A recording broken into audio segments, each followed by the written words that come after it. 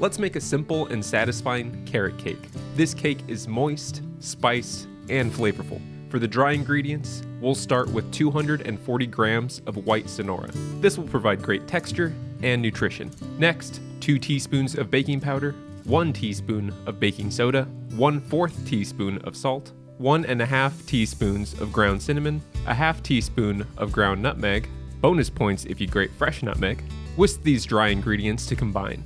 Wow, you can really smell those warm spices. In another bowl, you'll need 4 large eggs. Pour in 150 grams of a neutral oil, 113 grams of unsweetened applesauce. I like to use these individual cups. 100 grams of brown sugar, 90 grams of maple syrup for a depth of flavor and extra sweetness, 1 teaspoon of vanilla. Now give this all a good whisk. Add all those wet ingredients into the dry. Add 250 grams of freshly grated carrot.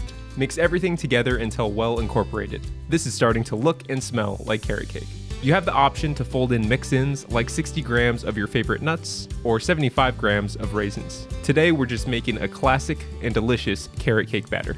Bake in an oven preheated to 350 degrees Fahrenheit for 35 to 40 minutes. Let cool before topping with your favorite cream cheese frosting. Feel free to garnish with nuts. Slice and enjoy homemade carrot cake. Simple, delicious, and wholesome. This cake is warm and gently spiced, and you can really taste that natural sweetness from the maple syrup. This is a perfect dessert that's not overly sweet. This recipe uses 100% Proof's stone-milled white Sonora flour. White Sonora is a heritage grain, and it is the perfect base for this recipe. This is a tender and moist cake that everyone will enjoy. I'm taking this one for myself. Carrot cake and cream cheese frosting? What a perfect pairing.